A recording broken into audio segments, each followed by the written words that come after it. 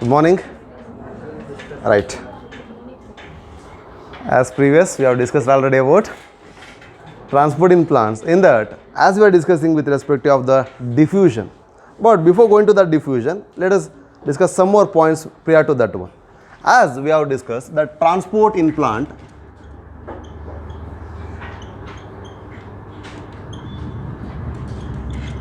the diffusion is short distance mechanism, right? But the thing is, the movement of molecule that takes place from one cell to cell or intercellular space to the cell or within a cell or from an organ to organ or from atmosphere to the plant body or from a reservoir to the plant body. That is what, there is a different methods or sites where we can see the movement of molecule that is taking place. Based on that, we can say the short distance transport mechanism and long distance transport mechanism. So long distance and short distance. Short distance means what? Here it may be the short distance is always between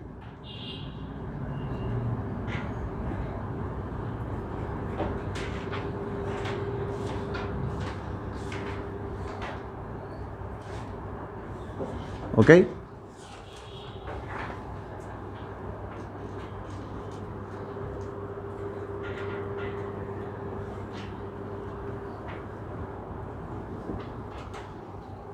The movement of molecule from atmosphere to plant body or between a cell to cell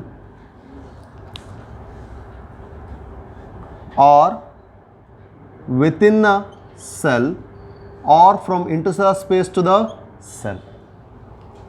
This is all short distance.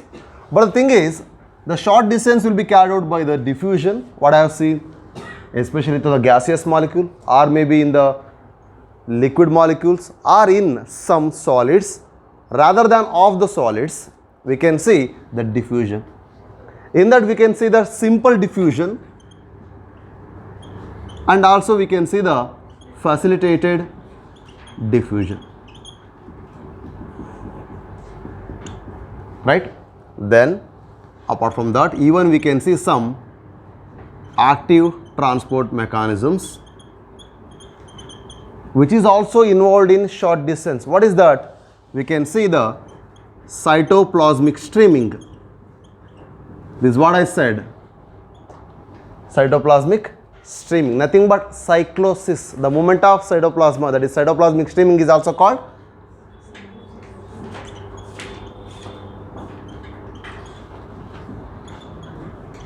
cyclosis. Maybe cell chapter word use now. Okay.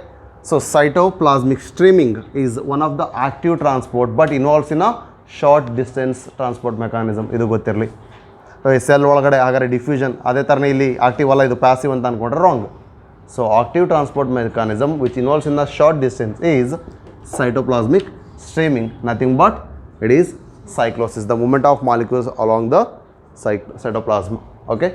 Then long distance ಅಂತ ಬಂದ ತಕ್ಷಣ the thing is the long distance mechanisms will be changing with respect of the food molecules or nutrients. There we can see the translocation.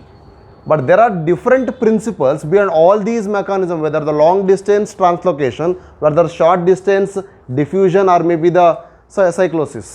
The principle behind them are quite different. Like as we can see the concentration gradient between them, or the pressure gradient which is exhibiting, or the potentiality which the molecules are having, okay, or the media where they are present, or the permeability and the pressure which is mainly the whether the root pressure or the wall inside the wall pressure or because of the turgor pressure or maybe the suction pressure, nothing but the transpiration pull or the ascent taps for a longer distance.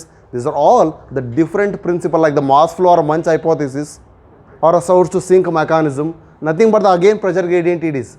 Likewise, the various principles are behind this type of different short distance and long distance mechanism of transportations.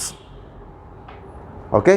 So let us see those different mechanisms with respect of that. As we said, these long or a short distance, whether some of them dependent on the energy sources like ATP consumption, there will be an expenditure of energy in the form of simple ATPs, or some mechanisms will without the expenditure of ATP, they will carry out the process, that is passive process. Based on these short distance and long distance, with the utilization or non-utilization of the ATP or energy, they are divided as passive transport and active transport, where we can see the expenditure of energy and where we can see the without expenditure of energy. That makes a difference. So where there is no expenditure, there is no expenditure of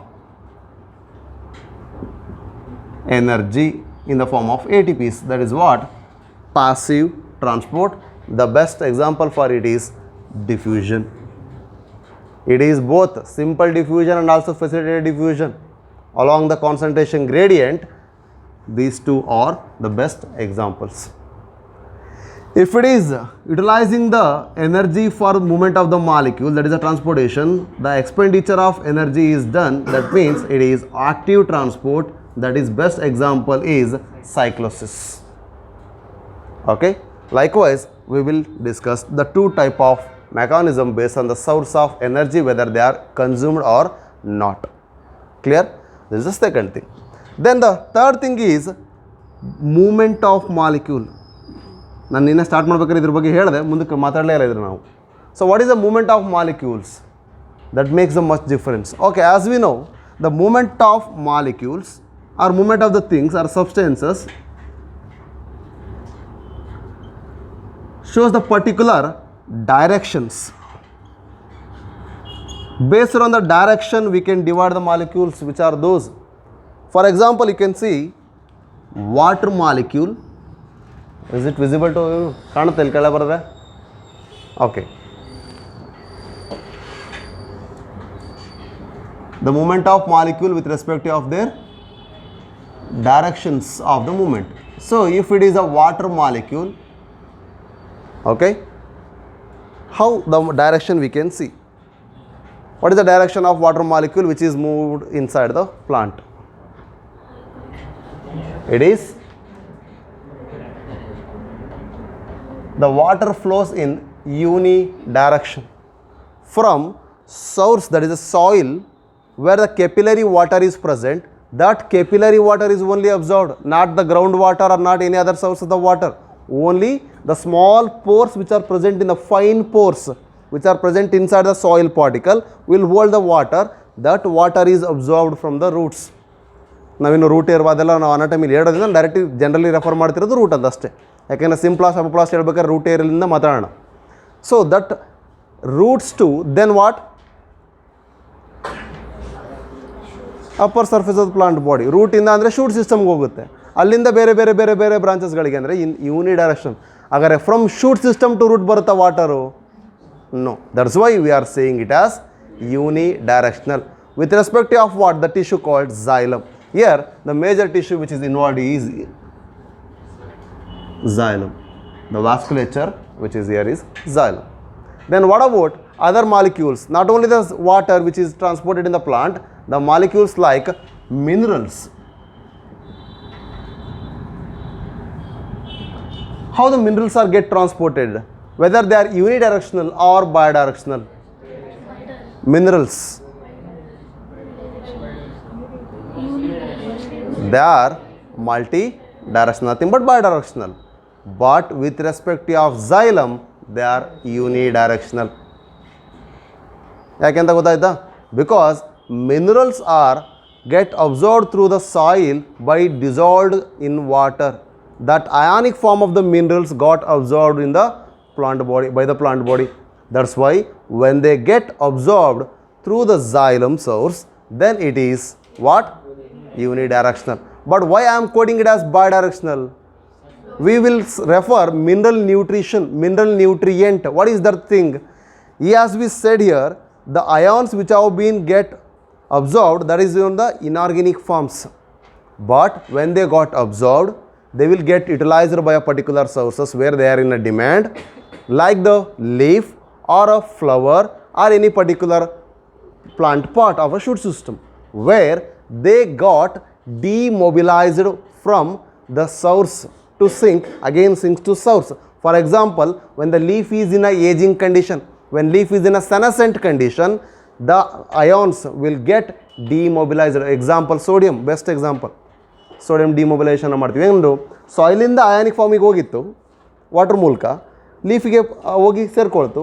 ಆದರೆ leaf mechanism ಎಲ್ಲ ಮಾಡೋ ತನಕ ಅದ್ರ ಜೊತೆಗಿದೆ, ಬೇರೆ ಬೇರೆ organic component ಜೊತೆಗೆ work ಮಾಡ್ತು. ಆದರೆ when the leaf is in a senescent, ಅಂದರೆ ಲೀಫ್ ಈಸ್ ಗಾಟ್ ಎಲ್ಲೋಡ್, ಅಂದರೆ ಕ್ಲೋರೋಸಿಸ್ ಆಗ್ತಾ ಇದೆ, ಹಾಗಾದ್ರೆ ಲೀಫ್ ಉದುರೋ ಟೈಮಲ್ಲಿ ಅಲ್ಲಿರುವಂಥ ಅಯಾನ್ಸ್ಗಳು ಏನಾಗ್ತವೆ, ಮೀನ್ಸ್ ಕಾನ್ಸ್ಟಿಟ್ಯೂಯೆಂಟ್ಸ್ ಏನಾಗುತ್ತೆ ಅಂದರೆ ಅಯಾನಿಕ್ ಫಾರ್ಮಿಗೆ ಮತ್ತೆ ಬಂದ್ಬಿಟ್ಟು ಅಲ್ಲಿಂದ ಡಿಮೊಬಿಲೈಸ್ ಆಗಿ, where there is a young parts like buds or a branches, they will get utilised these constituents from demobilisation. ಹಾಗಾದ್ರೆ ಇಲ್ಲೇನಾಯಿತು, ಡೌನ್ವರ್ಡ್ ಆಯ್ತು. ಈಗ ರೂಟಿಂದ ಶೂಟ್ ಸಿಸ್ಟಮಿಗೆ ಹೋಗಿದ್ದು ಈಗ ಶೂಟ್ ಸಿಸ್ಟಮಿಂದ ಬೇರೆ ಕಡೆ ಬಂದಿರ್ಬೋದು. ಯಾಕೆಂದರೆ ನಾವು ಬೇಸಿಫಿಟಲ್ ಆಕ್ರೋಪಿಟಲ್ ಅಂತ ಮಾತಾಡಬೇಕಾದ್ರೆ ಅರೇಂಜ್ಮೆಂಟನ್ನು ಕೆಳಗಡೆ ಇರೋದನ್ನು ನೋಡ್ತೀವಿ, ಯಂಗ್ ಡೆವಲಪ್ಮೆಂಟ್ನ ಕೆಲವೊಂದು ಮೇಲ್ಗಡೆ ಇರೋದನ್ನು ನೋಡ್ತೀವಿ. ಹಾಗಾದ್ರೆ ಯಂಗ್ ಬರ್ಡ್ಸ್ ಏನಾದ್ರು ಕೆಳಗಡೆ ಐತೆ ಅಂದ್ರೆ ಮೂಮೆಂಟ್ ಏನಾಗುತ್ತೆ, ಡೌನ್ವರ್ಡ್ಸ್ ಆಗುತ್ತೆ. ಹಾಗಾದರೆ that is why we refer it as bi direction, ಅಥವಾ ಆ್ಯಸ್ ಪರ್ NCERT ಇದನ್ನು ನಾವು ಮಲ್ಟಿ ಅಂತ ಕೂಡ ಮೆನ್ಷನ್ ಮಾಡ್ಬೋದು, ಮಲ್ಟಿ ಡೈರೆಕ್ಷನಲ್. ಇದು ಯಾವುದು ಎಕ್ಸ್ಟ್ರಾ ಹೇಳ್ತಿಲ್ಲ ನಾನು, ನಿಮ್ಮ ಫಸ್ಟ್ ಪೇಜಲ್ಲೇ ಇದೆ, it is all there in the last paragraph. Okay, so ಹಾಗಾದ್ರೆ ಮಲ್ಟಿ ಡೈರೆಕ್ಷನಲ್ ಆಯಿತು. ಹಾಗಾದ್ರೆ ವಿತ್ ರೆಸ್ಪೆಕ್ಟಿವ್ ಆಫ್ ಝೈಲಮ್ ಅಂತ ಮಾತಾಡ್ರಿ, ಇದನ್ನ ಓದ್ಕೋಬೇಕು, ಅರ್ಥ ಆಗ್ತಿದೆಯಾ? So with respective of xylem it is unidirectional. Is it clear? ಹಾಗಾದ್ರೆ ಇದೇ ಮಿನರಲ್ ನ್ಯೂಟ್ರಿಯೆಂಟ್ಸ್ ಆರ್ಗ್ಯಾನಿಕ್ ಕಾಂಪೋನೆಂಟ್ ಆಗಿದೆ, ಹಾಗಾದ್ರೆ ಮತ್ತೆ ವಾಪಸ್ ಇನ್ನೊಂದು ಕಡೆ ಮೂವ್ ಆಗ್ತಿದೆ ಅಂದರೆ then it is also bi directional. ಯಾಕೆಂದರೆ ಆರ್ಗ್ಯಾನಿಕ್ ಕಾಂಪೋನೆಂಟ್ಸ್ ಹಾಗಾದ್ರೆ ಒಂದು ಕಡೆಯಿಂದ ಇನ್ನೊಂದು ಕಡೆ ಆಯಿತು, ನೆಕ್ಸ್ಟ್ ಅಲ್ಲಿಂದ ಮತ್ತೆ ಇನ್ನೆಲ್ಲಿ ಸೋರ್ಸ್ ಆಗುತ್ತೆ, ಸ್ಟೋರೇಜ್ ಆರ್ಗನ್. ಮತ್ತೆ ಸ್ಟೋರೇಜ್ ಆರ್ಗನ್ ಪೆರಿನೇಷನ್ ಆಗ್ಬೇಕಾದ್ರೆ ಏನಾಗುತ್ತೆ, ಮತ್ತೆ ಮೇಲ್ಗಡೆ ಇನ್ನೊಂದು ಪ್ಲಾಂಟಿಗೆ ಆರ್ಗನ್ಸ್ಗೆ ಕಳಿಸುತ್ತೆ. ಹಾಗಾಗಿ ಆರ್ಗ್ಯಾನಿಕ್ ಕಾಂಪೋನೆಂಟ್ಸ್ ಅಂತ ಬಂದರೆ ದಟ್ ಈಸ್ ಮಲ್ಟಿ ಡೈರೆಕ್ಷನಲ್ ಆಯಿತು. Clear? The same way minerals, water ಆಯಿತು. ಇನ್ನು ನೆಕ್ಸ್ಟ್ ಏನೋ ಕೇಳ್ಬೋದು, ಹಾರ್ಮೋನ್ಸ್ ಬಗ್ಗೆ ಮಾತಾಡ್ಬೋದು. ಓಕೆ, ಹಾರ್ಮೋನ್ಸ್ ಅಂದರೆ plant growth regulators, nothing but the phytohormones. Yes, phytohormones ಯಾವ ರೀತಿ ಮೂವ್ ಆಗುತ್ತೆ, multidirectional. Okay, unidirectional. Okay, ಮತ್ತೆ ವೆರಿ ಗುಡ್. ಮತ್ತೆ they are polar in direction. You just assume the auxin or maybe the cytokinin as we are discussed the root typical structure. The apical meristem which is actively dividing and gets deposit the new cells on the elongation phase and increase the length, and they will get matured and they will become permanent. That means from a root apical meristem they got dispersed their hormones towards upper side, means towards the shoot system side, ಅಂದರೆ elongation side ಕಡೆ ಅಷ್ಟೇ. Shoot system ಅಂದರೆ ಸೂಟಿಕಲ್ಸ್ ಅಲ್ಲ, elongation side ಕಡೆ ಹೋಯ್ತು. In the same way you should observe the shoot apical meristem, either it is in the leaf branches or maybe stem branches or maybe in the apical branch. But the thing is they will release the hormones to elongation phase. ಹಂಗಾರೆ upper ಪೋಲಿಂದ ಏನಾಯಿತು, downwards ಬಂತು. ಹಾಗಾಗಿ from one pole to another pole ಇದೇನಾಗ್ತಿದೆ, unidirectional ಆಗಿ move ಆಗ್ತಾ ಇದೆ. ಆದರೆ ಓವರಾಲ್ ನೋಡಿದ್ರೆ ಎರಡೂ ಕಡೆಯಿಂದನೂ ಮೂವ್ ಆಗ್ತಾ ಇದೆ. ಆದರೆ with respective of one hormone ಮಾತಾಡಿದ್ರೆ it is unidirectional. Second ಪೇಜಲ್ಲಿ ಟರ್ಮ್ ಮಾಡಿ ಏನು ಕೊಟ್ಟಿದ್ದಾರೆ ನೋಡಿ NCERT. It is polar direction. Continue ಮಾಡಿರಿ, ಸೇ ಲೌಡ್ಲಿ. ಸ್ಟ್ರಿಕ್ಟ್ಲಿ ಅಂತ ಮೆನ್ಷನ್ ಮಾಡಿದ್ದೀವಿ. ಹಾಂ, ಓದ್ರಿ ಪೂರಾ. ಓಕೆ, ಬಿಫೋರ್ ಲೈನ್ ಏನಿದೆ ಅಲ್ಲಿಂದ ಓದ್ಕೊಂಡು ಬರ್ರಿ. ಆಯ್ತು, ರೀಡ್ ಔಟ್. ಲಾಸ್ಟ್ ವರ್ಡ್ ಇದೆಲ್ಲ ಹಾರ್ಮೋನ್, ಆ ಸೆಂಟೆನ್ಸಲ್ಲಿ ಲಾಸ್ಟ್ ವರ್ಡ್ ಹಾರ್ಮೋನ್ ಇದೆ, ಅಲ್ಲಿಂದ ಸ್ಟಾರ್ಟ್ ಮಾಡ್ಕೊಳ್ರಿ. ಹಾಂ,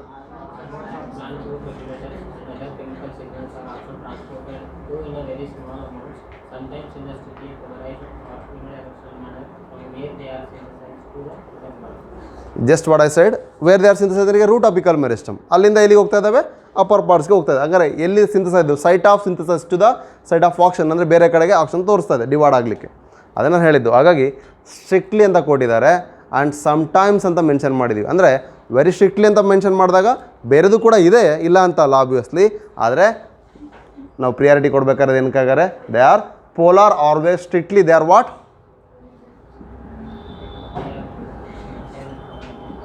ಯೂನಿ ಡೈರೆಕ್ಷನಲ್ ಅಂತ ಮೆನ್ಷನ್ ಮಾಡಬೇಕಾಗುತ್ತೆ. ಆದರೆ ಕಂಡೀಷನ್ ಮೆನ್ಷನ್ ಮಾಡಿದ್ದಾನೆ ಏನಂತ, if they are synthesized from means they are transported to the synthesized area to another one, ಅಂದರೆ ಇಲ್ಲಿಂದ ಇನ್ನೊಂದು ಕಡೆಗೆ ಹೋಗ್ತಾ ಇದೆ. ಇಲ್ಲಾಂದ್ರೆ ಏನಾಗುತ್ತೆ, ಬೇರೆ ಬೇರೆ ಬೇರೆ ಬೇರೆ ಕಡೆ ಮಲ್ಟಿ ಡೈರೆಕ್ಷನಲ್ ಅವು ಕೂಡ ಹೋಗುತ್ತೆ. ಎಷ್ಟು ಕ್ಲಿಯರ್ ಇದೆಯಾ? ದೆನ್ ಇದರ ಜೊತೆಗೆ organic molecules,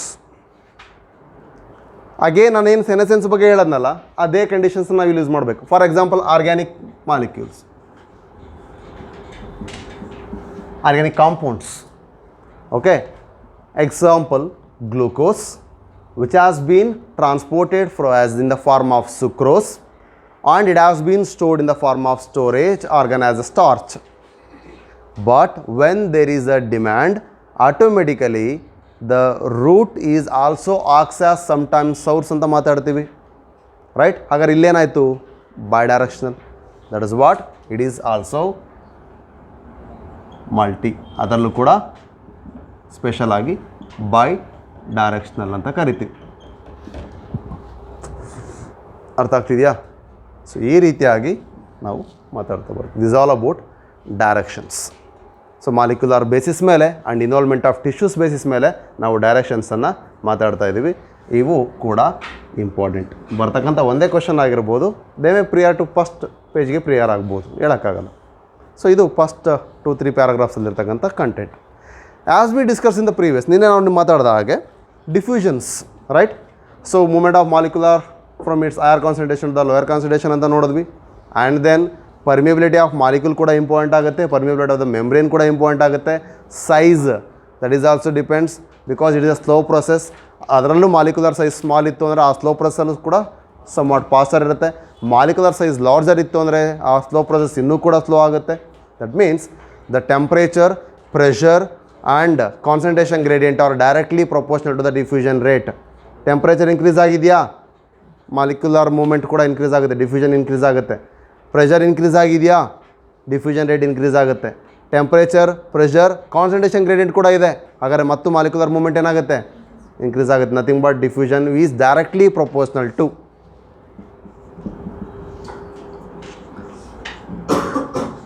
diffusion is directly proportional to temperature, pressure, concentration gradient, but it is inversely proportional to what? Correct? Ingane inversely ಬರೆಯೋದು ಕರೆಕ್ಟ್ ಏನ್ರಲ್ಲೇ? ನೋನಾ ಕೆಳಗೆ ಒಂದು ಬರಿಬೇಕಾ? ಮತ್ತು ಕೇಳಿ ಹ್ಞೂ ಅಂತೀರಿ ಹಿಂಗ 1/proportional.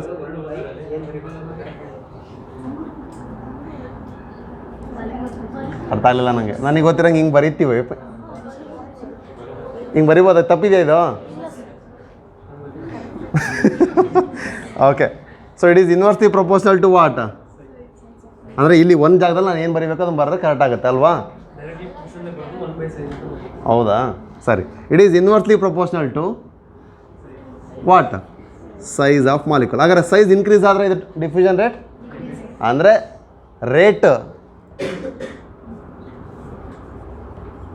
ರೇಟ್ ಆಫ್ ಮೂಮೆಂಟ್ ಇದು ಇಷ್ಟು ಬೇರೆ ಥರ ಆಗುತ್ತೆ, ಇದೊಂದೇ ಬೇರೆ ಆಗುತ್ತೆ. ಯಾಕೆಂದರೆ ಆಗ್ತಿರೋದೇ ಸ್ಲೋ ಪ್ರೊಸೆಸ್ಸು, ಅದನ್ನು ಇನ್ನೂ ಸ್ಲೋ ಮಾಡೋದು ಸೈಜ್ ಮೇಲೆ ಅಷ್ಟೇ. So rate of moment based on the size, because if they are large, that molecular movement will be slow than the smaller molecules. Smaller molecules compare ಮಾಡಿದ್ರೆ ಸ್ಲೋ ಆಗುತ್ತೆ. Clear? ಅರ್ಥ ಆಗ್ತಿದೆಯಾ? Next clear? In other things? Okay, so ಇದಿಷ್ಟನ್ನು ನಾವು ಏನಂತ ಕರಿಬೋದು? Simple diffusion ಅಂತ ಕರಿಬೋದು. ಸೊ ಸಿಂಪಲ್ ಡಿಫ್ಯೂಷನ್ ಕ್ಲಿಯರ್ ಇದೆಯಾ? ಹಾಗಾದರೆ ಫೆಸಿಲಿಟೇಟೆಡ್ ಡಿಫ್ಯೂಷನ್ ಅಂದರೆ ಏನು?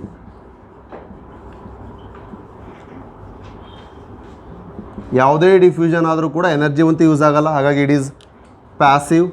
ನಿನ್ನೆ ಮಾತಾಡಿದ್ದೀವಿ. It is slow. Then the molecules are in random movement. But ಅಲ್ಲೊಂದು ಲೈನ್ ಹೇಳಿದ್ದೆ ನಾನು, the diffusion takes place in liquids, in gas, in solids rather than of solids. In ಸಾಲಿಡ್ಸ್ಗೂ ಆಫ್ ಸಾಲಿಡ್ಸ್ಗೂ ವ್ಯತ್ಯಾಸ ಏನು? ಸಾಲಿಡ್ ಡಿಫ್ಯೂಷನ್ ಆಗೋದು ಭಾಳ ಕಡಿಮೆ, ಬಟ್ ಸಾಲಿಡಲ್ಲಿ ಡಿಫ್ಯೂಷನ್ ಆಗೋದು ಕಾಮನ್. ಸಾಲಿಡ್ಗೆ ವಾಟರ್ ಬಂದು ಡಿಫ್ಯೂಸ್ ಆಗ್ಬೋದು ಅಥವಾ ಗ್ಯಾಸಸ್ ಮಾಲಿಕ್ಯೂಲ್ ಡಿಫ್ಯೂಸ್ ಆಗ್ಬೋದು. ನಾನು ಕ್ಲಾತ್ ಬಗ್ಗೆ ಎಕ್ಸಾಂಪಲ್ನ ಕೋಟ್ ಮಾಡಿದ್ದೆ. ಕ್ಲಿಯರ್ ಇದೆಯಾ ಇದು? ಸೊ ಆ ಒಂದು ಸೆಂಟೆನ್ಸನ್ನು ಅಂಡರ್ಲೈನ್ ಮಾಡ್ಕೊಳ್ಳಿ. ಅಲ್ಲಿ ಇಟಾಲಿಸೈಸ್ ಆಗಿ ಕೊಟ್ಟಿದ್ದಾರೆ ನೋಡಿರಿ, ಸಾಲಿಡಿನ ಮಾತ್ರ ಲಾಸ್ಟ್ ಟರ್ಮ್ಸ್ಗಳು ಆ ಸೆಂಟೆನ್ಸಲ್ಲಿ. ಆ ಪ್ಯಾರಾಗ್ರಾಫಿನಲ್ಲಿ ಮಧ್ಯದ ಸೆಂಟೆನ್ಸು ಲಾಸ್ಟ್ ಟರ್ಮ್ಸನ್ನು ಇಟಾಲಿಸೈಸ್ ಮಾಡಿ ಕಂಟಿನ್ಯೂ ಮಾಡಿದ್ದಾನೆ. ಅದನ್ನು ಸಾಲಿಡಿಗೆ ಮಾತ್ರ ಇಟಾಲಿಸೈಸ್ ಮಾಡೋ ಕಂಡೀಷನ್ ಏನಕ್ಕೆ ಅಂದರೆ that is special thing. Normally diffusion will be common takes place in gases and also liquids, but in solid is comparatively more than of the solid. Rather than ಅಂದರೆ ಇನ್ the solid ಆಮಲ್ಲಿ ಆಗ್ತದೆ, ಆದರೆ comparatively of solid ಆಗಲ್ಲ. Lipid commonly ಆಗ್ತದೆ, ಆದರೆ ಇಲ್ಲಿ ಫಾರ್ಮ್ಸ್ನ ನಾವು ಮಾತಾಡಬೇಕಾಗುತ್ತೆ. ಹಾಗಾಗಿ liquid ಆಗಿರ್ಬೋದು ಅಥವಾ ಗ್ಯಾಸ್ ಆಗಿರ್ಬೋದು ನಾರ್ಮಲಿ ಡಿಫ್ಯೂಷನ್ ಆಗ್ತದೆ. Clear? In the solid comparatively ಜಾಸ್ತಿ, ಆಫ್ ದ ಸಾಲಿಡಿಗೆ ಕಂಪೇರ್ ಮಾಡಿದ್ರೆ ರಾದರ್ ದ್ಯಾನ್ ಆಫ್ ಸಾಲಿಡ್ ಅಂತ ಮೆನ್ಷನ್ ಮಾಡಿದ್ವಿ. ಕ್ಲಿಯರ್? ಇಷ್ಟು ಕ್ಲಿಯರ್ ಇದೆಯಾ? ಹಾಗಾದ್ರೆ coming to facilitated diffusion. Facility, we are giving extra supply. ಏನ? ಮಾಲಿಕ್ಯೂಲ್ನ ಮೂವ್ಮೆಂಟ್ ಮಾಡಬೇಕು, ಹಾಗಾಗಿ ಇಲ್ಲಿ ಎಕ್ಸ್ಟ್ರಾ ಏನೋ ಒಂದು ಸಪ್ಲೈ ಮಾಡ್ತಾ ಇದ್ದೀನಿ. Okay, what is that one? Extra ಏನು ಅಡಿಷನ್ ಕೊಡ್ತಾ ಇದ್ದೀನಿ ನಾನು ಇಲ್ಲಿ ಅಂದರೆ that is what the facility. The facilitated ಅಂದರೆ ಡಿಫ್ಯೂಷನ್ ನಾರ್ಮಲಿ ಆಗ್ತಾ ಇದೆ, ಅದಕ್ಕೆ ಎಕ್ಸ್ಟ್ರಾ ಒಂದು ಫೆಸಿಲಿಟಿನೇ ಕೊಡ್ತಾ ಇದ್ದೀನಿ. ಆ ಫೆಸಿಲಿಟಿ ಬೇರೆ ಯಾವುದೂ ಅಲ್ಲ, ದಟ್ ಈಸ್ ಪ್ರೋಟೀನ್. ಹಾಗಾದ್ರೆ ಈ ಪ್ರೋಟೀನ್ ಎಲ್ಲಿರುತ್ತೆ ಆ್ಯಂಡ್ ಏನು ರೋಲನ್ನು ಪ್ಲೇ ಮಾಡುತ್ತೆ ಅಂತ ನೋಡಬೇಕು.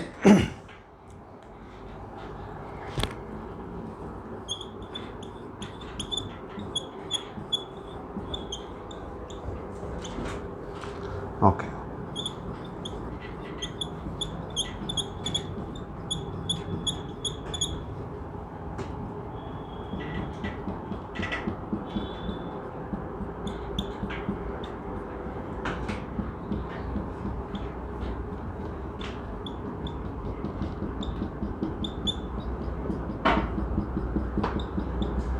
okay, so this is a bilipid membrane that is representing a plasma membrane, right? As every organism is having the plasma membrane, ಎಲ್ಲದಕ್ಕೂ ಕೂಡ ಲಿಮಿಟಿಂಗ್ ಮೆಂಬ್ರೇನ್ ಇದೆ. But the thing is not all molecules are easily allowed to pass through this across this one. ಎಲ್ಲದೂ ಕೂಡ ಆಗಲ್ಲ. ಯಾಕೆ ಅಂದರೆ because there are some molecules which are hydrophilic, there are some molecule which are hydrophobic.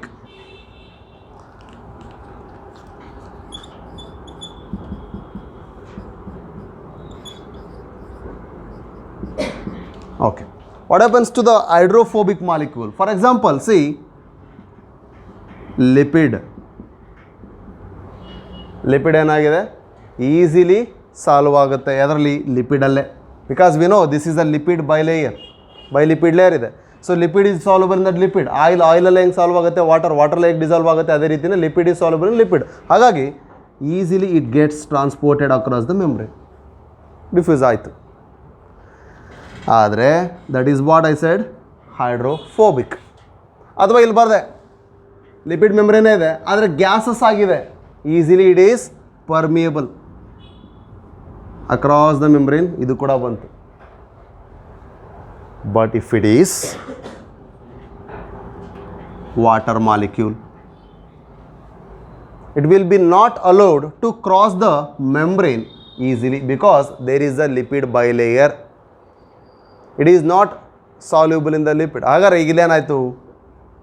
Water molecules ಇದ್ರ ಮೂಲಕ ಹೋಗೋಕ್ಕೆ ಆಗಲ್ಲ. ಹಿಂಗೇನಾದ್ರು ಹೋಗಬೇಕು ಅಂದರೆ they require extra facility.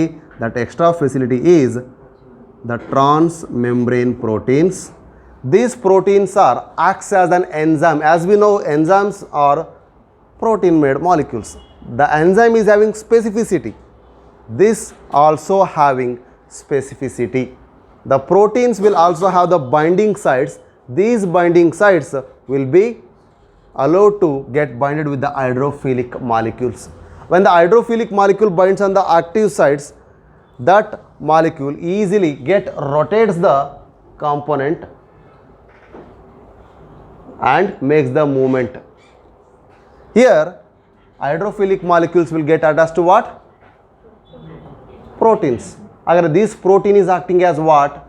It is increasing the permeability of the membrane, especially by making the small pore structure. That's why they are called porins. This is a small pore like opening that is formed in the protein, acts as channel. But the thing is, actually they make the rotation of the molecule. See,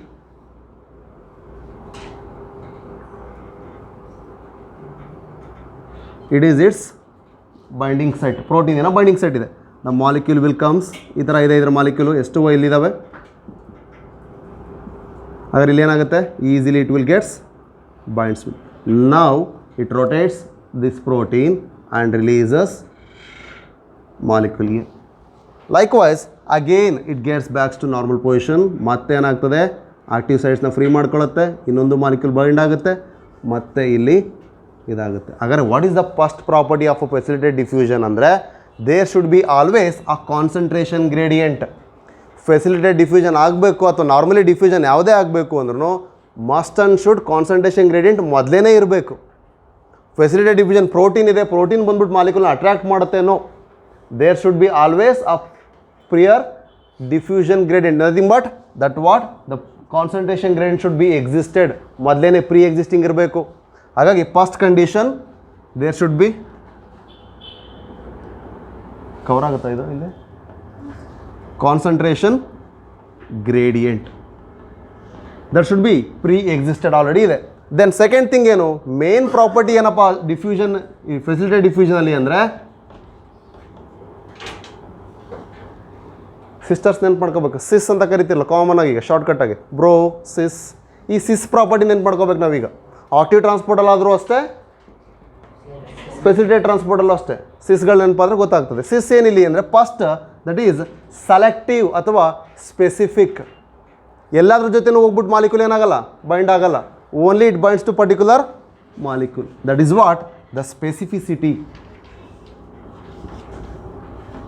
the diffusion of the facilitated one shows specificity. Not all the molecule will be taken place. ಗುಂಡಿ ಕೆಲವು molecule ಏನು ಮಾಡ್ತವೆ, bind ಆಗ್ತವೆ. ಅದು ಕೂಡ ಒಂದೇ ಥರದಾಗಿರ್ಬೇಕು site. ಇಲ್ಲಿ ಸೈಟ್ ಬೈಂಡ್ ಆಗಿಲ್ಲ ಅಂದರೆ ಬೇರೆ ಕಡೆಗೆ ಬೈಂಡ್ ಹಾಕೋ. Clear? So the molecular movement is required. ಸ್ವಲ್ಪ ಹೊತ್ತು ಮಾಸ್ ಸ್ವಲ್ಪ ರಿಮೂವ್ ಮಾಡ್ಕೊ, ಇಲ್ಲ ಕಮ್ಮಿ ಮಾಡಿ ಹೇಳ್ತೀನಿ, ಏನಾಗಲ್ಲ, ಯಾರು ನೋಡಲ್ಲ. ಅದು ಸಫೋಕೇಶನ್ ಆಗಿ ಒಂಥರ ಮಂಪ್ ಎಳೀತದೆ. Okay, clear? ಈಗ ಏನಾಗಿಲ್ಲ, ಈ ವಯಸ್ಸಲ್ಲಿ ಕಾಮನ್ ಕಣ, ಮಕ್ಕ ತುಂಬ ಗುಳ್ಳೆ ಆಗ್ಬೇಕು. ನೀನೇನಲಿ? ಹಾಂ, ಎಲ್ಲರಿಗೂ ಗೊತ್ತಾಗೈತಿ. ಈಗ ತೆಗಿ ಬಿಡುಗುಂಡೆ. ಹಾಂ, ಕೂತಲ್ಲ ನಾರ್ಮಲಾಗಿ, ಯಾರು ಅದನ್ನು ಗಮನಿಸಲ್ಲ. ನಿನ್ನ ಕೈ ಹಿಡ್ಕೊಂಡಾಗೆ ಫಸ್ಟ್ ಕೈ ಕಡೆ ನೋಡೋದು ಜನ. ಈ ಕಡೆ ನೋಡು. So molecules are binds to the particular site. ಹಾಗಾಗಿ ಇಲ್ಲಿ ಏನಾಯ್ತು, ಸ್ಪೆಸಿಫಿಸಿಟಿ ತೋರಿಸ್ತು. Second thing, saturation. Before going to saturation ನಮ್ಮ ಸ್ಪೆಸಿಫಿಸಿಟಿ ಬಗ್ಗೆ ಇನ್ನೊಂದಿಷ್ಟು ಮಾತಾಡುವ. ನೋಡಿ, ಆ್ಯಸ್ ಐ ಸೆಡ್, ಇಲ್ಲಿ ವಾಟರ್ ಮಾಲಿಕ್ಯೂಲ್ ಒಂದು ತೋರಿಸಿದೆ, ಪೋರಿನ್ ಅಂತ ಹೇಳಿದೆ. ಹಾಗಾದರೆ ಆ ಪೋರಿನ್ ಬಗ್ಗೆ ಇನ್ನೂ ಮಾತಾಡೋದಾದರೆ, ವಾಟರ್ನ ಕ್ಯಾರಿ ಮಾಡಲಿಕ್ಕೆ there are different types of porins. That different types are among 8. So totally ಈ ಥರದ ಪೋರಿನ್ಸು 8 ಇದ್ದಾವೆ. Hence that porins are called aqua porins. There are 8 different protein channels which will carry the water molecule. ಹಾಗಾಗಿ ಅದನ್ನು ನಾವು aqua porins ಅಂತ ಕರಿತೀವಿ. ಆ 8 ಪೋರಿನ್ಸನ್ನು ಕೂಡ ಅಕ್ವಾ ಪೋರಿನ್ಸ್ ಅಂತ ಕರಿತೀವಿ. There are 8 different porins. They are called aqua porins. Clear? So ಅಲ್ಲಿ ಸೈಜ್ ಇನ್ಕ್ರೀಸ್ ಆಗುತ್ತೆ, ಮಾಲಿಕ್ಯೂಲ್ಸ್ನ ಇವನ್ ಕ್ಯಾರಿ ಮಾಡುತ್ತೆ. ಎಲ್ಲಿ ತನಕ ಈ ಫೆಸಿಲಿಟೇಟೆಡ್ ಡಿಫ್ಯೂಷನ್ ಕ್ಯಾರಿ ಮಾಡುತ್ತೆ ಮಾಲಿಕ್ಯೂಲ್ಸ್ ಅಂದರೆ ಸ್ಮಾಲರ್ ಪ್ರೋಟೀನ್ಸ್ ಮಾಲಿಕ್ಯೂಲ್ನ. ಸ್ಮಾಲ್ ಸೈಜ್ ಪ್ರೋಟೀನ್ ಮಾಲಿಕ್ಯೂಲ್ ಅಂದರೆ ವೆರಿ ಲಿಮಿಟೆಡ್ ಪೆಪ್ಟೈಡ್ ಚೈನ್ ಇರ್ತಕ್ಕಂಥದ್ದು.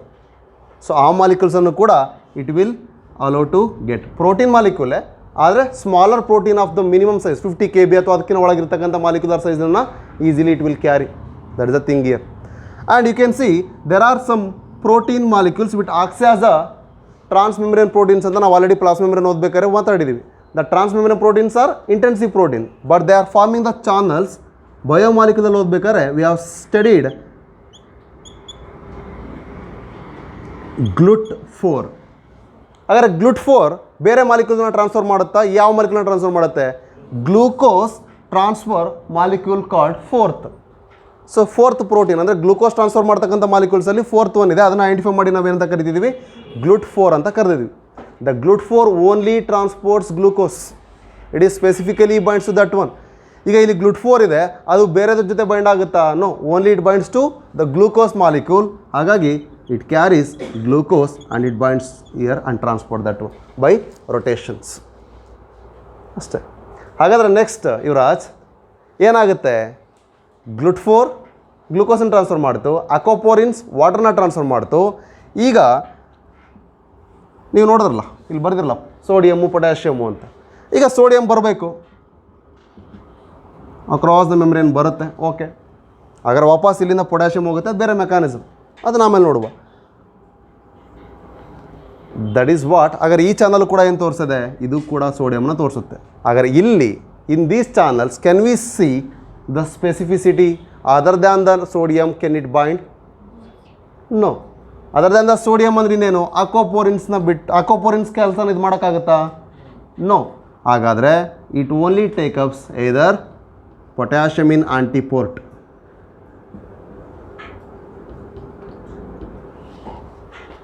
ಹಾಗಾದ್ರೆ ಅದೇ ರೀತಿಯಾದಂಥ ಮಾಲಿಕ್ಯೂಲ್ಗೆ ತನ್ನದೇ ಆದ ನೇಚರ್ ಇರುತ್ತೆ, ಅದನ್ನು ಬೈಂಡ್ ಮಾಡ್ಕೊಳ್ಳೋಂಥ ಕೆಪಾಸಿಟಿ ಇರುತ್ತೆ. ಹಾಗಾದ್ರೆ ಇಲ್ಲೇನಿದೆ? ಆಂಟಿಪೋರ್ಟ್ ಯಾಕೆ ಆಗ್ತಿದೆ? ಇಲ್ಲಿ ಪೊಟ್ಯಾಷಿಯಮ್ ಬೈಂಡ್ ಮಾಡ್ಕೊಳ್ಳೋ ಈ ಸೈಟ್ ಇಲ್ಲಿದೆ, ಇಲ್ಲಿ ಸೋಡಿಯಂ ಬೈಂಡ್ ಮಾಡ್ಕೊಳ್ಳೋ ಸೈಟ್ ಇದೆ. ಹಾಗಾಗಿ ಎರಡನ್ನೂ ಬೈಂಡ್ ಮಾಡ್ತಿದೆ, ರೊಟೇಷನ್ ಅದ ಈಗ ಕಳಿಸ್ತಾ ಇದೆ ಅಷ್ಟೇ. ಇನ್ ಕೇಸ್ ಈ ಸೈಟ್ ಇಲ್ಲ ಅಂದರೆ ಪೊಟ್ಯಾಷಿಯಮ್ ಕೂಡ ಇಲ್ಲಿ ಬೈಂಡ್ ಆಗಲ್ಲ. This is what I am going to say, there is a specificity. They are selective. ಎಲ್ಲ ಮಾಲಿಕ್ಯೂಲ್ಸ್ನ ಅಲೋ ಮಾಡಲ್ಲ. That's why we call the membrane is selectively permeable. ಎಲ್ಲ ಮಾಲಿಕ್ಯೂಲ್ಸಿಗೂ ಅಲೋ ಮಾಡಲ್ಲ. That is what selectivity. ಕ್ಲಿಯರಾ?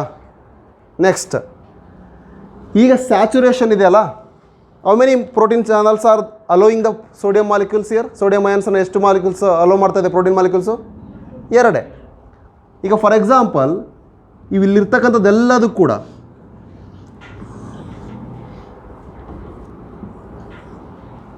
How many channels are no there?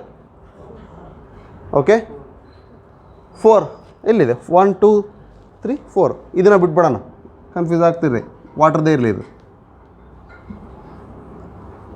Okay, so 1 2 3 4 ಇದೆ. Here we can see there is a more concentration of sodium. That is the first condition ಅಲ್ವಾ? ಇಲ್ಲಿ molecular concentration ಅಥವಾ concentration gradient there should be more. ಹಾಗಾದರೆ molecules ಈಗ ಏನಾಗ್ತದೆ? Concentration gradient ಈಗ ಎಲ್ಲಿದೆ? ಇಲ್ಲಿ ಸೋಡಿಯಂ ಅಯಾನ್ಸ್ಗಳು ಎರಡೇ ಇದ್ದಾವೆ, ಇಲ್ಲಿ ಜಾಸ್ತಿ ಇದೆ. ಸೊ ಹಾಗಾದ್ರೆ movement of molecule will takes place from downwards to upwards. ಇಲ್ಲಿಂದ ಇಲ್ಲಿಗೆ ಹೋಗಬೇಕು. ಹಾಗಾದರೆ ಹೌ ಮೆನಿ ಮಾಲಿಕ್ಯೂಲ್ಸ್? ಈಗ ಇಲ್ಲಿರ್ತಕ್ಕಂಥ ಡಯಾಗ್ರಾಮಲ್ಲಿ ನೋಡಿ, 1 2 3 4 5 6 6 ಬರ್ದಿದ್ದೀನಿ ನಾನು. How many molecules are now transported from side A to side B? ಎಷ್ಟಪ್ಪ? ಇಲ್ಲಿ 2 ಮಾಲಿಕ್ಯೂಲ್ ಇದ್ದಾವೆ, ಇಲ್ಲಿ ಮೋರ್ ದ್ಯಾನ್ 10 ಇದ್ದಾವೆ. ಇಲ್ಲ, ಎಕ್ಸಾಕ್ಟ್ಲಿ 10 ಬರ್ದಿನಲ್ಲ, ಪರವಾಗಿಲ್ಲ, ಲೆಕ್ಕ ಮಾಡಿ ಕರೆಕ್ಟಾಗಿ. ಓಕೆ, ಮೋರ್ ದ್ಯಾನ್ 10 ಇದ್ದಾವೆ. ಸೊ ಈಗ ಈ ಮಾಲಿಕ್ಯೂಲ್ಸು ಇಲ್ಲಿಗೆ ಮೂವ್ ಆಗಬೇಕು ಅಟ್ ಎ ಟೈಮ್. ಅಂದರೆ ಈಚ್ ಮಾಲಿಕ್ಯೂಲ್ ಕ್ಯಾರಿ ಮಾಡಲಿಕ್ಕೆ 2 ಸೆಕೆಂಡ್ ತೊಗೊಳುತ್ತೆ. ಅಂದರೆ ಒಂದು ಪ್ರೋಟೀನ್ ಚಾನಲ್ಲು ಸೋಡಿಯಮನ್ನು ಎ ಸೈಡಿಂದ ಬಿ ಸೈಡಿಗೆ ಕಳ್ಸೋಕ್ಕೆ 2 ಸೆಕೆಂಡ್ ಬೇಕು. ಓಕೆ, ಹಾಗಾದರೆ how many molecules are got transported in 2 second? 1 2 3 4, only 4. ಯಾಕೆ ಅಂದರೆ ಇಲ್ಲಿರ್ತಕ್ಕಂಥ ಬೈಂಡಿಂಗ್ ಸೈಟೇ 4, ಇರುವಂಥ ಪ್ರೋಟೀನ್ ಚಾನಲ್ಲೇ 4. That is all having the specificity for binding with sodium. ಇಲ್ಲಿ ಗ್ಲುಟ್ ಇದೆ, ಅದು ಬೈಂಡ್ ಆಗಲ್ಲ. ಇಲ್ಲಿ ಮತ್ತೆ ವಾಟರ್ ಅಕೋಪರಿನ್ ಇದೆ, ಅದು ಇದನ್ನು ಬೈಂಡ್ ಆಗಲ್ಲ. That is what the specificity I said. And now what I am going to say is these 4 channels are got engaged with the 4 what molecules of the sodium, then it is got saturated. ಹಾಗಾದರೆ diffusion rate saturation ಟೈಮಲ್ಲಿ ಏನಾಗಿದೆ? Highest ಇದೆಯಾ lowest ಇದೆಯಾ? Highest ಇದೆ. ಯಾವಾಗ ಎಲ್ಲ molecules fill up ಆಗಿದೆ, that rate is higher only when the saturation point is meet. ಯಾವಾಗ ಸ್ಯಾಚುರೇಷನ್ ಪಾಯಿಂಟಲ್ಲಿ ಇದ್ದಾವೆ ಆವಾಗ ಅವೇನಾಗಿದ್ದಾವೆ ಅಂತ ಅರ್ಥ, ಏನಾಗಿದ್ದಾವೆ, ಹೈಯರ್ ಕಾನ್ಸಂಟ್ರೇಷನ್ ಹೋಗಿದೆ. ಹಾಗೆ ಫಾರ್ ಎಕ್ಸಾಂಪಲ್ ಈಗ ಎಷ್ಟು ಚಾನಲ್ ಇದ್ದಾವೆ, 4 ಅಲ್ವಾ? ಓಕೆ, ಸೊ ಇದನ್ನು ಮಾಲಿಕ್ಯೂಲ್ಸ್ ಅಂತ ಅಂದ್ಕೋಣ. ಇಲ್ಲಿ ಡಿಫ್ಯೂಷನ್ ರೇಟ್ ಅಂತ ಬರೆಯೋಣ. ಸುಮ್ಮನೆ ತೋರಿಸ್ರಿ, ಇದ್ಯಾವುದು ಗ್ರಾಫ್ ಇಲ್ಲ, ಇದ್ರ ಮೇಲೆ ಏನು ಕ್ವಶನ್ ಬರಲ್ಲ. ಆದರೆ ನಿಮ್ಗೆ ಕಾನ್ಸೆಪ್ಟ್ ಅರ್ಥ ಮಾಡ್ಸೋಕೆ ನಾನು ತೋರಿಸ್ತೀನಿ ಅಷ್ಟೇ. ಎಲ್ಲಿ ತನಕ ಡಿಫ್ಯೂಷನ್ ರೇಟ್ ಇನ್ಕ್ರೀಸ್ ಆಗುತ್ತೆ? ಫಸ್ಟ್ ಮಾಲಿಕ್ಯೂಲ್ ಬಂದಾಗ ಇನ್ಕ್ರೀಸ್ ಆಗುತ್ತಾ? ಎಸ್, ಇನ್ಕ್ರೀಸ್ ಆಗಿದೆ. ಆದರೆ ಇಟ್ ಈಸ್ ನಾಟ್ ಹೈಯೆಸ್ಟ್. ಯಾಕೆ? ಅವೈಲೇಬಿಲಿಟಿ ಆಫ್ ಚಾನಲ್ಸ್ ಎಷ್ಟಿದೆ? 4. ನೆಕ್ಸ್ಟ್ ಇನ್ನೂ ಇನ್ಕ್ರೀಸ್ ಆಗ್ತದೆ, ನೆಕ್ಸ್ಟ್ ಇನ್ನೂ ಇನ್ಕ್ರೀಸ್ ಆಗ್ತದೆ. ಎಲ್ಲಿ ತನಕ ಇನ್ಕ್ರೀಸ್ ಆಗ್ಬೋದು? When it reaches saturation point. ಅಲ್ಲಿಗೆ ಏನಾಗಿರುತ್ತೆ, ಅದರ ಡಿಫ್ಯೂಷನ್ ರೇಟು ಮ್ಯಾಕ್ಸಿಮಮ್ ಆಗಿರುತ್ತೆ. ಸ್ಯಾಚುರೇಷನ್ ಪಾಯಿಂಟ್ಗಿಂತ ಇನ್ನೂ ಕಡಿಮೆ ಇದೆ ಅಂದರೆ ಡಿಫ್ಯೂಷನ್ ಇನ್ನೂ ಆಗಬಹುದು. It is not that maximum peak. ಆ ಪೀಕಿನ್ಗಿನ್ನೂ ಹೋಗಲಿಕ್ಕೆ ಚಾನ್ಸ್ ಇದೆ ಅಂತ ಅರ್ಥ. ಹಾಗಾದರೆ ಡಿಫ್ಯೂಷನ್ 100% ಆಗಿಲ್ಲ, ಅಲ್ಲಿ ಇನ್ನೂ ಇದೆ ಅಂತ ಅರ್ಥ. ಹೈಯೆಸ್ಟ್ ರೇಟ್ ಯಾವಾಗ ನಮಗೆ ಸಿಗುತ್ತೆ ಅಂದರೆ ಅಲ್ಲಿ ನಮಗೆ ಕಂಪ್ಲೀಟ್ಲಿ ಸ್ಯಾಚುರೇಷನ್ ಆಗಿದೆ ಅಂತ ಅರ್ಥ.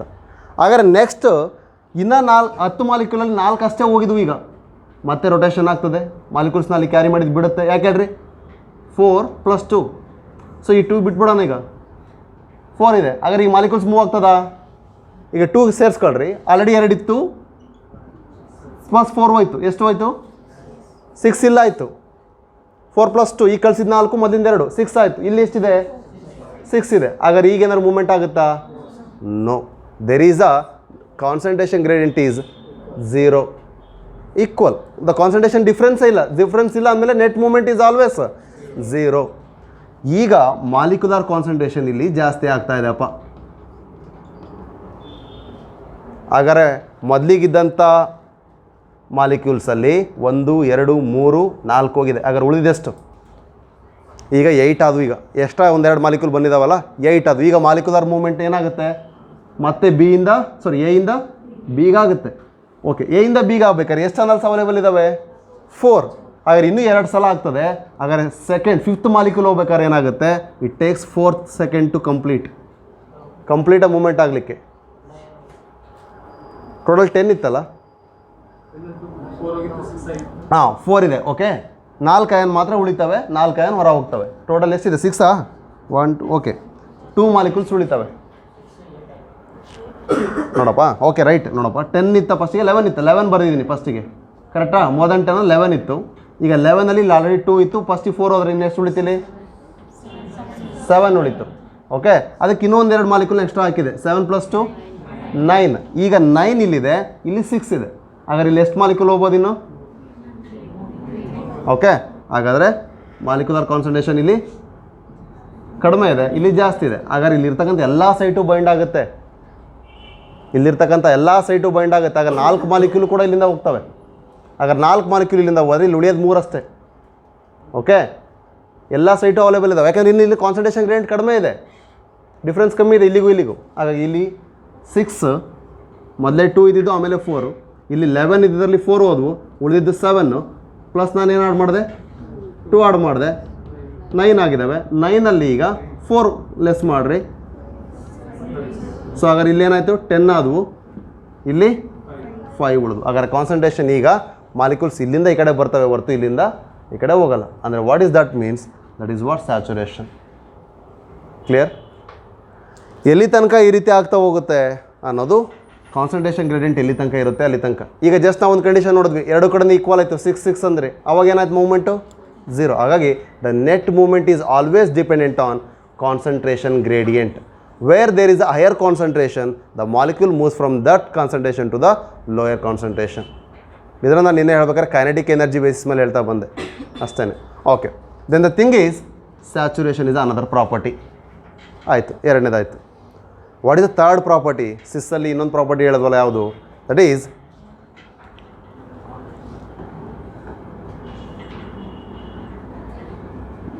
ಇನಿಬಿಷನ್.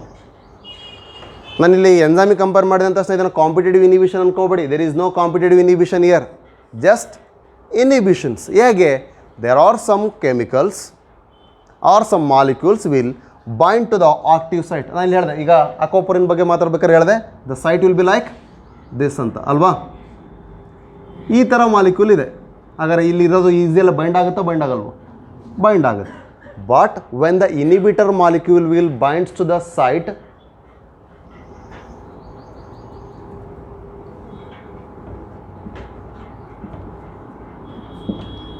will these molecules will bind to this? No. Why? There is specificity. But now due to the some chemical or physiological action, it has changed its shape. That means ಇದರ ಸ್ಟ್ರಕ್ಚರ್ನ ಅವೇನು ಮಾಡೋದು? Damage ಮಾಡೋದು. The structural damage is made at the site of binding.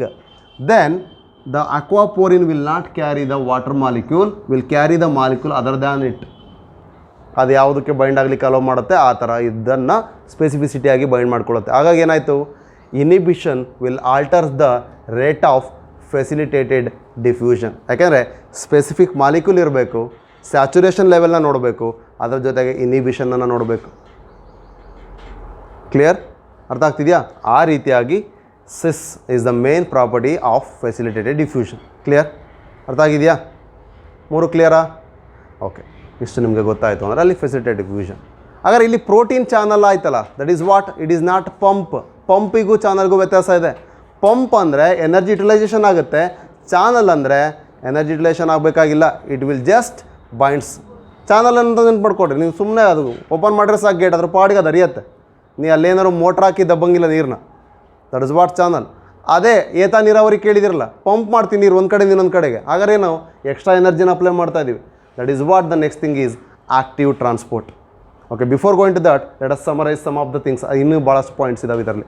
ಹಾಗಾದರೆ ಇಲ್ಲಿ ಇದ್ರ ಮೇಲೆ ನಾವು ನೋಡೋದಾದರೆ ಹೇಗೆ ನಾವು ಫ್ಯಾಕ್ಟರ್ಸ್ ಅಫೆಕ್ಟಿಂಗ್ ಡಿಫ್ಯೂಷನ್ ನೋಡಿದ್ವಿ, similarly factors which affects facilitated diffusion, mainly thing specificity of the molecule, and then inhibition, and then saturation of the protein channels, along with that permeability, and main thing first and foremost there should be a concentration gradient, and there should be a already pre-existing concentration gradient jotege the solubility in the lipid or not, whether they are hydrophobic or hydrophilic in nature.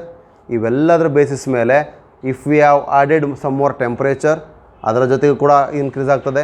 Membrane permeability and size of the molecule, ಯಾಕೆ ನೋಡಿ ನಾವು ಕೆಲವೊಂದು limited size ಇರ್ತಕ್ಕಂಥ ಪ್ರೋಟೀನ್ಸನ್ನು carry ಮಾಡುತ್ತೆ ಅಂತ ಹೇಳಿದೆ, ಆದರೆ long chain peptide ಇರ್ತಕ್ಕಂಥದ್ದನ್ನ ಇಲ್ಲಿ ಕ್ಯಾರಿ ಮಾಡಲ್ಲ ಅಂತ ಹೇಳ್ತಿದ್ದೀನಿ. ಯಾಕೆ? That is what the size of the molecule is also important. ಇವೆಲ್ಲದರ ಬೇಸಿಸ್ ಮೇಲೆ ಅದರ ಪರ್ಮಿಯಬಿಲಿಟಿ ಕ್ಯಾರಿ ಮಾಡೋದು ಇನ್ಕ್ರೀಸ್ ಆಗಬೇಕಾ ಬೇಡ ಅನ್ನೋದು ಗೊತ್ತಾಗ್ತದೆ. ಹಾಗಾಗಿ ಇಷ್ಟೆಲ್ಲ ಫ್ಯಾಕ್ಟರ್ಸು ಫೆಸಿಲಿಟೇಟ್ ಡಿಫ್ಯೂಷನ್ಸನ್ನು ಫ್ಯಾಸಿವ್ ಮೆಥಡ್ ಆಗಿ ತೋರಿಸುತ್ತೆ. ಆದರೆ ಇಲ್ಲಿ ಥಿಂಗ್ ಏನಪ್ಪ ಅಂದರೆ, ಫ್ಯಾಸಿವ್ ಡಿಫ್ಯೂಷನ್ ಅಂತ ಏನು ಮಾತಾಡಿದ್ವಿ ಫೆಸಿಲಿಟೇಟಲ್ಲಿ, ಅಕ್ರಾಸ್ ದ ಕಾನ್ಸಂಟ್ರೇಷನ್ ಗ್ರೇಡಿಯಂಟ್ ಅಂದರೆ ಅಲಾಂಗ್ ದ ಕಾನ್ಸಂಟ್ರೇಷನ್ ಗ್ರೇಡಿಯಂಟ್ ಅಷ್ಟೇ ಮಾತಾಡಿದ್ವಿ, ಅಕ್ರಾಸ್ ಮಾತಾಡ್ತಿಲ್ಲ. Along the concentration gradient, across the membrane ಮಾತಾಡಿದ್ವಿ. ಎಲ್ಲಿ ಜಾಸ್ತಿ ಇತ್ತು ಅಲ್ಲಿಂದ ಕಡಿಮೆ ಆಗೋದ ಕಡೆ ಹೋಗಿದ್ದೇವೆ ಹೊರತು ಕಡಿಮೆ ಇರೋದ್ರ ಕಡೆಯಿಂದ ಏರ್ ಬರಲಿಲ್ಲ. ಹಿಂಗೆ ಬರಬೇಕು ಅಂದರೆ ಕೆಲವು ಹ್ಯೂಮನ್ ಫಿಸಿಯಾಲಜಿ ಓದ್ಬೇಕಾದ್ರೆ ನಾವು ಮಾತಾಡ್ತೀವಿ, ಲೋಯರ್ ಕಾನ್ಸಂಟ್ರೇಷನಿಂದ ಹೈಯರ್ ಕಾನ್ಸಂಟ್ರೇಷನ್ಗೆ ಪ್ರೋಟೀನ್ ಚಾನಲ್ಸ್ ಮೂಲಕನೇ ಮೂವ್ ಆಗುತ್ತೆ. ಯಾವಾಗ? With expenditure of energy. ಅದನ್ನು ನಾವೇಂತ ಕರಿತಿದ್ದೀವಿ? ಆ್ಯಕ್ಟಿವ್ ಟ್ರಾನ್ಸ್ಪೋರ್ಟ್ ಅಂತ ಕರಿತೀವಿ. ಎಷ್ಟು ಕ್ಲಿಯರ್ ಇದೆಯಾ? Okay, coming to active transport. So active ಟ್ರಾನ್ಸ್ಪೋರ್ಟಲ್ಲಿ ನಾವು ಈಗೇನು ಪ್ರೋಟೀನ್ಸನ್ನು ನೋಡಿದ್ವಿ ಅದೇ ರೀತಿ ಪ್ರೋಟೀನನ್ನು ನೋಡ್ತೀವಿ. ಅದೇ ರೀತಿಯಾಗಿ ಅಲ್ಲಿ ಪಂಪ್ ಅಂತ ಕರಿತೀವಿ, ಇಲ್ಲಿ ಚಾನಲ್ ಅಂತ ಕರಿತೀವಿ. Okay,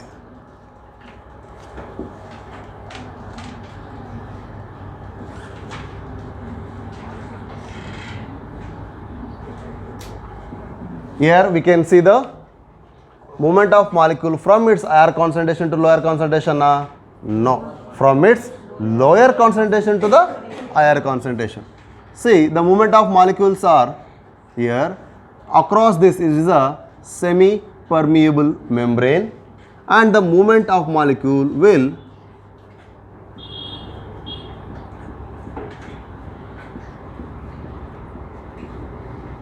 where? In this direction, the movement of molecule from its lower concentration to the higher concentration across the membrane against the concentration gradient, because the concentration gradient here is more, because low concentration to higher concentration, so that is against the concentration gradient. ಅರ್ಥ ಆಗ್ತಿದೆಯಾ? So lower ಕಾನ್ಸಂಟ್ರೇಷನಿಂದ higher ಕಾನ್ಸಂಟ್ರೇಷನ್ಗೆ ಹೋಗ್ತಾ ಇದೆ. That's what across the membrane. This is called active transport. So active ಟ್ರಾನ್ಸ್ಪೋರ್ಟಲ್ಲಿ there is an energy. ಹಾಗಾದ್ರೆ ಇದನ್ನು ಆಗಬೇಕು ಅಂದರೆ ಏನು ಬೇಕು? ಮಾಲಿಕ್ಯೂಲ್ಸನ್ನು ಕ್ಯಾರಿ ಮಾಡಲಿಕ್ಕೆ ನಮಗೆ ATP ಬೇಕು, ಅಂದರೆ ಎನರ್ಜಿ ಬೇಕು. There is a expenditure of energy. ಆದರೆ ಇಲ್ಲಿ ಈ ಮಾಲಿಕ್ಯೂಲ್ಸ್ನ ಇಲ್ಲಿ ಪಂಪ್ ಮಾಡಲಿಕ್ಕೆ ನಮಗೆ ಕೆಲವೊಂದು ಪ್ರೋಟೀನ್ಸ್ ಬೇಕಾಗುತ್ತೆ. ಆ ಪ್ರೋಟೀನ್ಸನ್ನು ನಾವೇನಂತ ಕರಿತಿದ್ದೀವಿ ಅಂದರೆ they are called the protein pumps. These pumps also shows the specificity, inhibition property and saturation nature. ಇಲ್ಲಿ ಏನೆಲ್ಲ ಮಾತಾಡೋದವಲ್ಲ 3 ಥರದ ಪ್ರಾಪರ್ಟಿಯನ್ನು ಕೂಡ ಇಲ್ಲೂ ನೋಡ್ತೀವಿ. ಇಲ್ಲಿ ಚಾನಲ್ ಅಂತ ಮಾತಾಡಿದ್ದೀವಿ, ಇಲ್ಲಿ ಪಂಪ್ ಅಂತ ಮಾತಾಡ್ತಾ ಇದ್ದೀವಿ ಅಷ್ಟೇ. ಕ್ಲಿಯರ್? ಅರ್ಥ ಆಗ್ತಿದೆಯಾ? ಓಕೆ. ಇದೇ ರೀತಿಯಾದ ಆಕ್ಟಿವ್ ಟ್ರಾನ್ಸ್ಪೋರ್ಟಲ್ಲಿ there is another one. It is a cell wall or a cell membrane. ಇಲ್ಲಿ ಪರ್ಟಿಕ್ಯುಲರ್ ಒಂದು ವ್ಯಾಕ್ಯೂಲ್ ಇದೆ ಅಥವಾ ಏನೋ ಒಂದು ಪರ್ಟಿಕ್ಯುಲರ್ ಸ್ಟ್ರಕ್ಚರ್ ಇದೆ. ಈ ಸೈಟೋಪ್ಲಾಸ್ಮ್ ಅಂದರೆ ನ್ಯೂಕ್ಲಿಯಸ್ ಇದೆ ಅಂತ ಅನ್ಕೋಬೋಣ, ನ್ಯೂಕ್ಲಿಯರ್ ಮೆಂಬ್ರೇನ್. ಓಕೆ, ಇಲ್ಲಿ ಮಾಲಿಕ್ಯುಲರ್ ಮೂವ್ಮೆಂಟ್ ಏನಾಗ್ತಾ ಇದೆ, ಇಲ್ಲಿಂದ ಇಲ್ಲಿಗೆ ಅಥವಾ ಇಲ್ಲಿಂದ ಇಲ್ಲಿಗೆ, ಸೈಟೋಪ್ಲಾಸ್ಮದಿಂದ ಈ ಕಡೆ, ಅಲ್ಲಿ ಯುಟಿಲೈಸೇಷನ್ ಆಗಬೇಕಂದ್ರೆ ಏನಾಗುತ್ತೆ? ಅಥವಾ ಫಾರ್ ಎಕ್ಸಾಂಪಲ್ ಇಲ್ಲಿ ಮೈಟೋಕಾಂಡ್ರಿಯಾ ಇದೆ, ಬೆಸ್ಟ್ ಮೊನ್ನೆ ಮಾತಾಡಿದ್ವಲ್ಲ. ಈಗ ನೋಡಿ, ಸೈಟೋಪ್ಲಾಸ್ಮದಲ್ಲಿ NADH2 ಮಾಲಿಕ್ಯೂಲ್ ಇದೆ. ಈ ಸೈಟೋಪ್ಲಾಸ್ಮದಿಂದ ಮಾಲಿಕ್ಯೂಲ್ ಇಲ್ಲಿಗೆ ಬರಬೇಕು. ಇಟ್ ಎಕ್ಸ್ಪೆಂಡಿಚರ್ಸ್ 1 ATP ಅಂತ ಮಾತಾಡಿದ್ವಿ. ಸೈಕ್ಲೋಸಿಸ್ ಅಂದರೆ ಇದೇನೆ. ಸೈಕ್ಲೋಸಿಸ್ ನೆಫರ್ಸ್ ಟು ಸೈಟೋಪ್ಲಾಸ್ಮಿಕ್ ಸ್ಟ್ರೀಮಿಂಗ್. ಸೈಟೋಪ್ಲಾಸ್ಮಾದ ಸ್ಟ್ರೀಮ್ ಅಂದರೆ ಹರಿಯೋದು ಅಷ್ಟೇ, ದಾರಿ. ಯಾವ ಸ್ಟ್ರೀಮು? ಸೈನ್ಸಾ ಅಥವಾ ಈಗ ನೀಟ್ ಸ್ಟ್ರೀಮು, JEE ಸ್ಟ್ರೀಮ್ ಅಂತ. ಸ್ಟ್ರೀಮ್ ಅಂದ್ರೇನು? ಯಾವುದೋ ಒಂದು ಪ್ರಾಪರ್ ಚಾನಲೈಸರ್ ಆಗಿದ್ದೀರಿ, ಆದರೆ ಇಲ್ಲಿ ಪರ್ಟಿಕ್ಯುಲರ್ ಒಂದು ಸ್ಟ್ರೀಮ್ ಅಂತ ಕರಿತೀವಿ. ಯಾವ ಸ್ಟ್ರೀಮಲ್ಲಿ? Cytoplasmic stream. Cytoplasmic stream utilises ATP. Best example ಇಲ್ಲಿ ನಾವು ಮಾತಾಡ್ತಾ ಇದ್ದೀವಿ. Clear? So NADH2 which has been produced in the glycolysis is get pumped to mitochondrial matrix, mitochondria, that is by utilization of ATP. that is one of the cytoplasmic streaming. ಇದನ್ನು ನಾವು ಇನ್ನೂ ಕ್ಲಿಯರಾಗಿ use ಮಾಡಿದಾಗ ಸಿಂಪ್ಲಾಸ್ ಅಪಿಪ್ಲಾಸ್ pathway ಮಾತಾಡ್ಬೇಕಾದ್ರೆ ಹೇಳ್ತೀವಿ cytoplasmic ಸ್ಟ್ರೀಮಿಂಗನ್ನು. Okay, ಅದರಲ್ಲಿ ಯಾವುದು ಏನು ಅಂತ ನೋಡಲಿಕ್ಕೆ ನಮ್ಗೆ ಕ್ಲಿಯರಾಗಿ ಗೊತ್ತಾಗುತ್ತೆ. ರೂಟಲ್ಲಿ ಟ್ರಾನ್ಸ್ಪೋರ್ಟೇಷನ್ ಆಗಬೇಕಾದ್ರೆ ವಾಟರ್ದು. ಓಕೆ, ಅದನ್ನು ನೆಕ್ಸ್ಟ್ ಇದೆ, ಈ ಕಡೆ ಬನ್ನಿ. So cytoplasmic streaming one of the active transport. ಹಾಗಾದ್ರೆ ಇನ್ನೆಲ್ಲ ಅದು ಸಿಮಿಲರ್ ಟು ಫೆಸಿಲಿಟೇಟೆಡ್ ಡಿಫ್ಯೂಷನ್. ಯಾಕೆಂದರೆ ಪ್ರೋಟೀನ್ನ ಕೆಲಸ ಅಲ್ಲೇನಿರುತ್ತೆ ಇಲ್ಲೂ ಕೂಡ ಅದೇನೆ. ಸೊ ಓವರಾಲ್ ಅಲ್ಲೊಂದು ಟ್ಯಾಬ್ಲರ್ ಕಾಲಮನ್ನು ನಿಮಗೆ ಕೊಟ್ಟಿದ್ದಾನೆ. ಓಕೆ, ಸೊ ಟ್ಯಾಬ್ಲರ್ ಕಾಲಮಲ್ಲಿ ಏನು ಅಂದರೆ ಕಂಪ್ಯಾರಿಸನ್ ಮಾಡ್ತಾ ಬಂದಿದ್ದಾರೆ. ಸೊ ಫಸ್ಟ್ ಏನು ಕೊಟ್ಟಿದ್ದಾರೆ ನೋಡ್ರಿ, simple diffusion, facilitated diffusion, active transport. First property ಏನು ಕೊಟ್ಟಿದ್ದಾನೆ? Yes, special membrane proteins. Special membrane protein ನಮಗೆ ಸಿಂಪಲ್ ಡಿಫ್ಯೂಷನಿಗೆ ಬೇಕಾಗಿಲ್ಲ, ಆದರೆ ಫೆಸಿಲಿಟೇಟೆಡ್ ಡಿಫ್ಯೂಷನಿಗೆ ಬೇಕು, ಆಕ್ಟಿವ್ ಟ್ರಾನ್ಸ್ಪೋರ್ಟಿಗೆ ಬೇಕು. ಓಕೆ, ದೆನ್ ಸೆಕೆಂಡ್ ಪ್ರಾಪರ್ಟಿ ಏನು? ಸೆಲೆಕ್ಟಿವಿಟಿ. ಎಲ್ಲಿರುತ್ತೆ? ಡಿಫ್ಯೂಷನಲ್ಲಿ ಏನಿಲ್ಲ, ಅದು ಸಾಲಿಡ್ ಸರ್ಫೇಸ್ ಮೇಲೂ ಆಗ್ಬೋದು, ಲಿಕ್ವಿಡ್ ಅಲ್ಲಿ ಆಗ್ಬೋದು, ಗ್ಯಾಸಲ್ಲಿ ಆಗ್ಬೋದು. ಸೆಲೆಕ್ಟಿವಿಟಿ ಇಲ್ಲಿಲ್ಲ, ಆದರೆ ಇಲ್ಲಿದೆ, ಇಲ್ಲೂ ಕೂಡ ಇದೆ. Next yes, transport. Okay, saturation.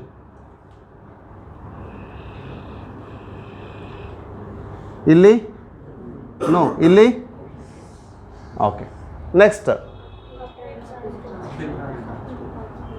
Actively transported ಅಂದರೆ ಇಲ್ಲಿ ನೋ, ಇಲ್ಲೂ ಕೂಡ ನೋ, ಇಲ್ಲಿ ಎಸ್. ದೆನ್ ಎನರ್ಜಿ ಕನ್ಸಂಪ್ಷನ್ ಆಯಿತಾ? ಲಾಸ್ಟ್ ಒನ್ ಏನಿದೆ? ATP ಪ್ರೊಡಕ್ಷನ್, ಯುಟಿಲೈಸೇಷನ್ ಎಲ್ಲಿದೆ? ಇಲ್ಲಿ ರಿಕ್ವೈರ್ಮೆಂಟ್ ಇಲ್ಲ, ಇಲ್ಲೂ ಕೂಡ ರಿಕ್ವೈರ್ಮೆಂಟ್ ಇಲ್ಲ, ಇಲ್ಲಿ ಮಾತ್ರ ರಿಕ್ವೈರ್ಮೆಂಟ್ ಇದೆ. ಈ ರೀತಿ ಕಂಪ್ಯಾರಿಸನ್ ಮಾಡಿದ್ರೆ ಮುಗೀತು. ಕ್ಲಿಯರ್? ಇಷ್ಟೆಲ್ಲ ನೋಡಿದ್ಮೇಲೆ ನಾವು ನೆಕ್ಸ್ಟ್ ನೋಡಬೇಕಾಗಿರೋದು potentiality of a water potential ನಾವು ಮಾತಾಡಬೇಕು. ಓಕೆ, ಸೊ ವಾಟರ್ ಪೊಟೆನ್ಷಿಯಲ್ ಬಗ್ಗೆ ಮಾತಾಡಬೇಕು ಅಂದರೆ that is mainly to show the direction of water. ಯಾವ ಕಡೆ ವಾಟರ್ ಮೂವ್ ಆಗುತ್ತೆ ಅನ್ನೋದನ್ನು ನೋಡಲಿಕ್ಕೆ ವಾಟರ್ ಪೊಟೆನ್ಷಿಯಾಲಿಟಿನ ನಾವು ಮಾತಾಡ್ತೀವಿ. ಸೊ ವಾಟರ್ ಪೊಟೆನ್ಷಿಯಲ್ ಮೇನಾಗಿ ಡಿಪೆಂಡ್ ಆಗಿರೋದು ಸಲ್ಯೂಟ್ ಪೊಟೆನ್ಷಿಯಲ್ಲ, ಪ್ರೆಷರ್ ಪೊಟೆನ್ಷಿಯಲ್ಲ, ಅಥವಾ ಮ್ಯಾಟ್ರಿಕ್ ಪೊಟೆನ್ಷಿಯಲ್ಲ, ಅಥವಾ ಗ್ರಾವಿಟೇಷನಲ್ ಪೊಟೆನ್ಷಿಯಲ್ಲ. Will discuss mainly on two potentiality. One is solute and another one is pressure. ಅದಕ್ಕೆ ಮೇನ್ಲಿ ಅಂತ ಮೆನ್ಷನ್ ಮಾಡ್ಯಾರೆ. ಇನ್ನು ಮ್ಯಾಟ್ರಿಕ್ಸ್ ಅಂದ್ರೆ ಏನು, ಗ್ರಾವಿಟೇಷನಲ್ ಅಂದ್ರೆ ಏನು ಅಂತ ಡಿಸ್ಕಸ್ ಮಾಡಿ. So in the next session we will discuss about the potentialities and other principles behind the transportation.